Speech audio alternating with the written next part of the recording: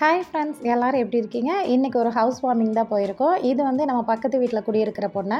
வந்து ஒரு 6 மந்த்து தான் ஆச்சு. அதுக்குள்ளேயே வந்து பார்த்திங்கன்னா, நம்ம ஏரியாலேயே வந்து ஒரு கட்டின வீட்டை வாங்கிட்டாங்க. ரொம்பவே சூப்பராக இருந்துச்சு. ரொம்பவே சந்தோஷமாகவும் இருந்துச்சு. அதுக்காக தான் வந்து போயிருக்கோம். லன்ச் டைம் தான் வந்து போயிருந்தோம். வீடு வந்து ரொம்ப சிம்பிளாகவும் இருந்துச்சு. ரொம்ப நீட்டாக, ரொம்ப அழகாக இருந்துச்சு. ஒரு பெரிய ஹாலு, கூடவே வந்துட்டு 2 பெட்ரூம் இருக்குது வித் அட்டாச்டு பாத்ரூமு. அதோட வந்து பார்த்திங்கன்னா, ஒரு கிச்சனுமே இருக்குது. இன்னும் கபோர்டெல்லாம் வந்து இன்னும் செட் பண்ணவே இல்லை. எல்லாம் அப்படி அப்படியே வச்சுருந்தாங்க. போயிட்டு வீட்டை எல்லாமே நல்லா வந்து சுற்றி பார்த்தாச்சு. அவங்களோட ஃப்ரெண்ட்ஸ் அண்ட் ரிலேட்டிவ்ஸ் எல்லாருமே வந்து வந்திருந்தாங்க. அப்படியே பார்த்திங்கன்னா, கொஞ்ச நேரம் அங்கே பேசிகிட்டு இருந்தோம்.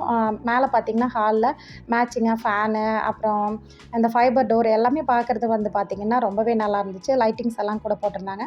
கையோடு பார்த்திங்கன்னா சிசிடிவி கேமராவுமே ஃபிட் பண்ணியிருக்காங்க. பிகாஸ் அது இப்போ எல்லா வீட்லேயுமே செய்கிறது வந்து ரொம்பவே நல்லது.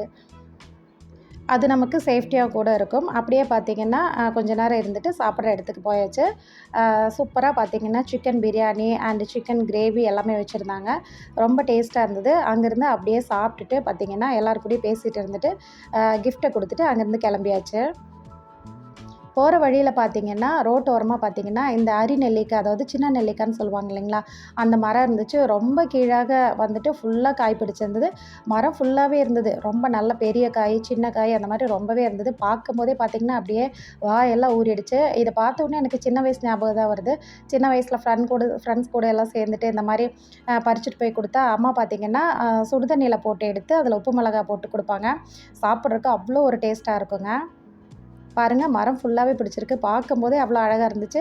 பட் கேட்டு பறிக்கிறதுக்கு வீட்டில் யாரும் இல்லை. ஸோ கொஞ்சம் நேரம் அப்படியே இருந்துட்டு ஒரு 2 காய் மட்டும் பறிச்சுட்டு அங்கேருந்து கிளம்பியாச்சு. ஓகே ஃப்ரெண்ட்ஸ், நெக்ஸ்ட் வீடியோவில் பார்க்கலாம். தேங்க்ஸ் ஃபார் வாட்சிங். பாய்.